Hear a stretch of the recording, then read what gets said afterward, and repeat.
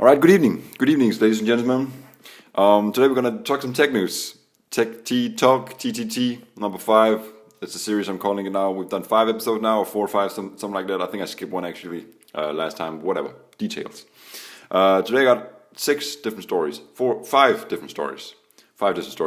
And the first one is something I talked about recently. It's the Mr. Beast burger thing. Lawsuits flying everywhere.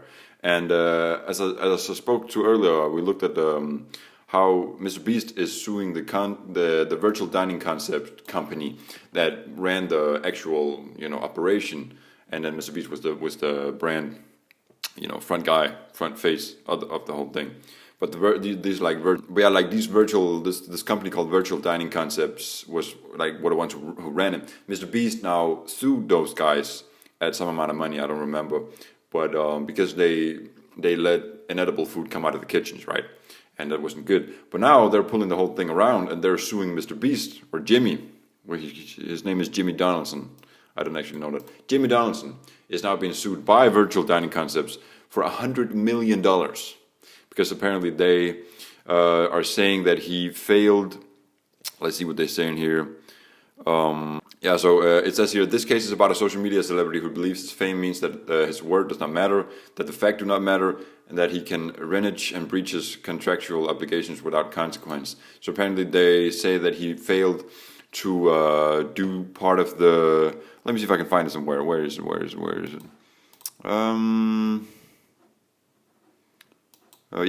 So VDC, Virtual Dining Concepts, alleged that Donaldson didn't deliver on his contractual obligations, including publicity and promotional work, failing to publicly support Mr. Beast's burger, and making untruthful and disparaging statements. But really what they're saying is that he, which might make sense, that he didn't push it as hard as the contract said. And it makes sense from Jimmy's perspective that if they're making shit burgers and he wants to shut this thing down, that he's not really pushing it, right? So they both have arguments against each other. But now it's become this triple-figure $1 million lawsuit being fucking thrown everywhere, which is crazy. But there's not really anything else out on it other than that they're now doing this. And there's a file here with the actual claim, which I'm not going to read through because it's too boring. It's a lot of different stuff. It's pretty cool that you can actually see it here if you want to dig down. We got some tweets and whatever. So if you want to dig down into that, you can go to The Verge and read about it yourself. But anyways, that was just a little update on that situation there. It's going to be fun to see what's going to happen, and if there's actually going to be like who wins the argument here, or do they just cancel each other out, sue each other for $100 million, and they just settle on nothing and just say, all right, it was what it was. Let's move on. Both lost business, both lost credibility. Let's just move on, type of thing, right? Yeah, the whole virtual dining, the whole ghost kitchens is what the concept was that started in 2020, because restaurants were shut down anyway, so you could just sort of push a brand online and then have different offline restaurants creating the food and sending it out, and it was under your brand and with your packaging and with your recipes and stuff like that. Pretty cool concept in theory, but it is really I actually, if you want to go watch it as well, there's like a little podcast here where they talk about it, and they mention how it is really hard for one restaurant to have consistency with the food every night, right? To have consistency with how the food is looking and taste, and you gotta repeat the same thing over and over again. You gotta do it so that it actually keeps itself consistent, right? So then imagine that you do it in 1,700 different restaurants who are new to this, who haven't been trained, who haven't been built up over generations, who don't really care that much about it because they're not the ones with the brand at stake type of thing. They're just whatever independent little people doing food, whatever. You're gonna see some lower quality standards.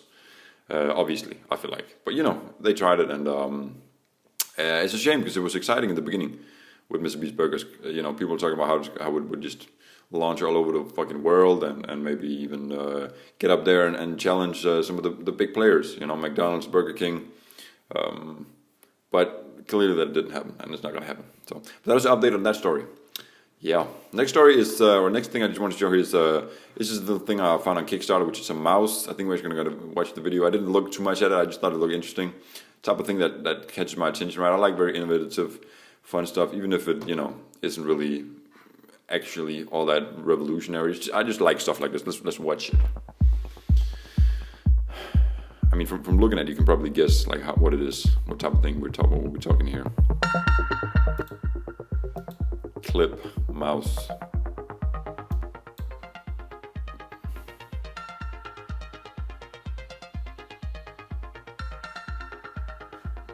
Alright, well, not a whole lot happening in this video, but alright, you see, get some different gestures. This is the clip I saw, which caught my attention. Anyways, you have your mouse clicked on your fingers, and you can sort of just, have a invisible air mouse. I say mouse, which is a fun concept. I don't know. It's been completed. This is in Danish crowns because I'm from Denmark. Don't worry about it. What's that? That's like fucking $20,000 has been donated, and they wanted somewhere along the lines of $3,000-$4,000. Yeah, cool. We might see some reviews coming out. This is actually getting launched and stuff like that. It's always hard with Kickstarter stuff, and the other one is Indiegogo. You never really know. It looks fine and fancy and cool, but yeah. I mean, products, they really have to be tried out in the real world to see if they stand a chance. Just a cool little thing, whatever. Fun to look at. Next story. This is interesting. This is very interesting. YouTube will now show a blank homepage if you don't have watch history on. I actually didn't read through this article. I just know what it's about.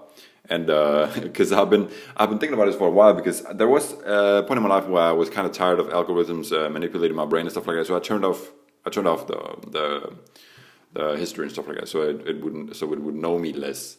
Because I was tired of this, every time you open YouTube, fucking an hour goes by, you're crawling down a fucking rabbit hole of watching all kinds of things that are just so perfectly fitting what you at least you think you want to watch. You might not actually want to, because then like what would you actually be complaining about? It's funny when you talk about this, like people complaining about it. If you actually enjoy the stuff you watch, then you're good, right? But oftentimes it's hacking your brain. You're doing it, but you don't really want to do it. Same with TikTok.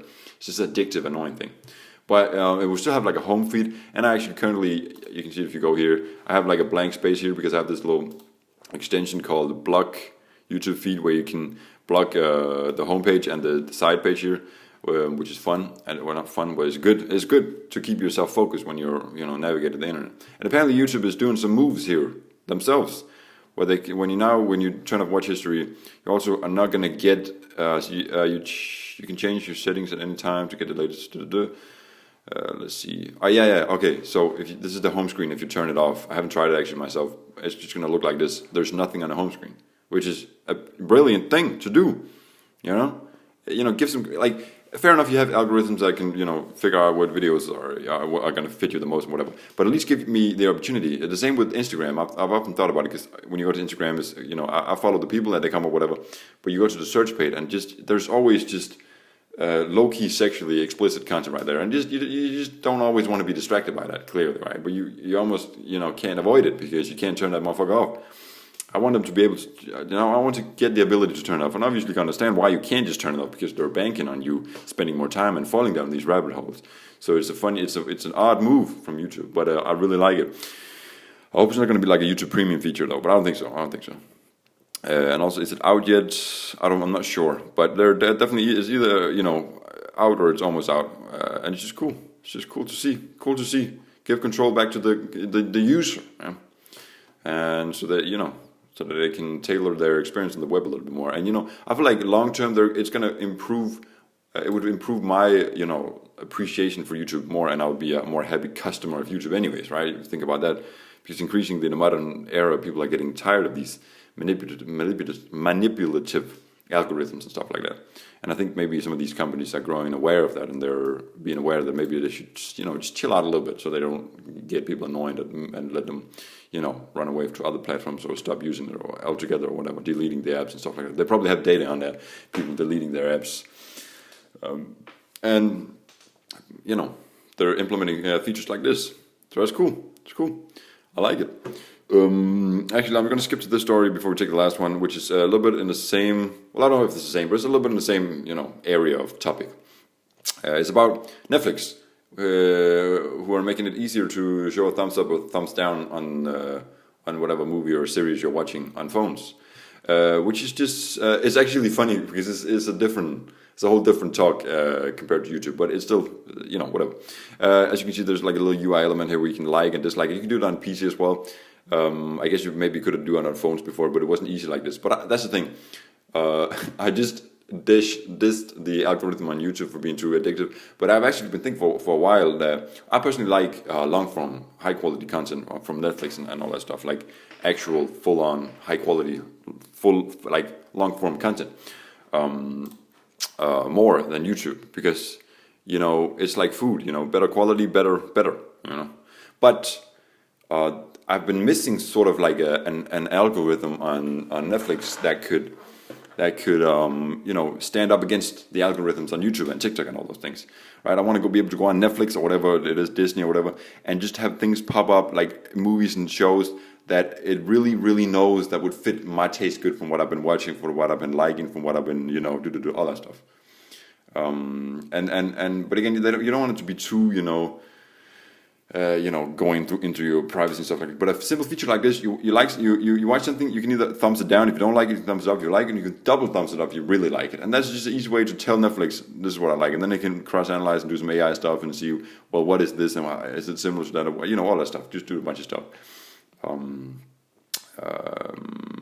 So better algorithms in long-form, high-quality content, media form platforms. Is what I've been missing. I would rather want them there than on short form, high dopamine dumb shit on TikTok and stuff like that. So they're doing this, and it's pretty cool. It's available on Monday on iOS and later on Android. So it's coming right now. How much is actually going to change the experience in reality? I don't know, but let's hope it's going to be good. Yeah. All right. So last story. Get out of here. So last story is about Elon Musk, which. Well, he says X, which is formerly known as Twitter, X will fund legal bills if users are treated unfairly by bosses. And this is pretty self-explanatory. You just read the title, you understand what it's about. X is clearly, or Twitter is clearly doing some moves with free speech and allowing stuff on the platforms that pushing people to just say what they want. And we're living in a world where you might even be fired from your job if you say something that is socially not super acceptable or whatever. It's not politically correct or whatever. But he clearly wants to move against that, which is something I'd strongly agree with myself. Like, you're not going to fire me for something, for my personal opinion I shared on social media. Like, that's just stupid, but it's a reality. It happens. But now he's saying that X will fund legal bills if users are treated unfairly, and if they, put up a case against the company that fired them. I guess not all people do that. Some people just find something else. They don't want to work there anyways and stuff like that. Just to show the article, I don't think it's a joke. I think it's actually, there's some truth to it, obviously within limits, I guess. On Sunday, Mr. Musk told users that financial assistance from his platform would have no limits. So that's a pretty brave statement right there. He asked users to let us know if they had experienced unfair treatment for posting or liking something, even liking something, right? It's crazy, bro. Formerly known as Twitter, the social media platform was renamed last month. Mr. Musk is a self-described free speech absolutist, which is, that's the thing. And he's been vocal in his criticism on the platform's policies on moderating content prior to its takeover. Free speech, digital town square, where it matters to him that you can say whatever you want, right? It's just that. We're going to see how this is actually going to turn out, if there are going to be some actual cases where it happens to be real. And you know what? Even if there aren't any cases, or maybe because of this statement from Musk here, that's going to influence the companies that might fire people on behalf of this to just maybe not fire them, I guess, then, if they believe what he's saying here. So even just putting out the statement might alleviate the situation. Which is a beautiful power that Musk has, which is crazy power, but he's using it in good spirit at this point. So let's all clap our hands for that a little bit. That's epic, man. That's epic. It's going to be fun to follow if there are actually going to be some cases on that. But that was it. That was the stories of today. I'll be checking in again at a later point when new stories are coming in, new exciting stuff is happening. Hope you enjoyed this video. I hope you enjoyed to just hang out a little bit. And have a good day. Good night. Bye.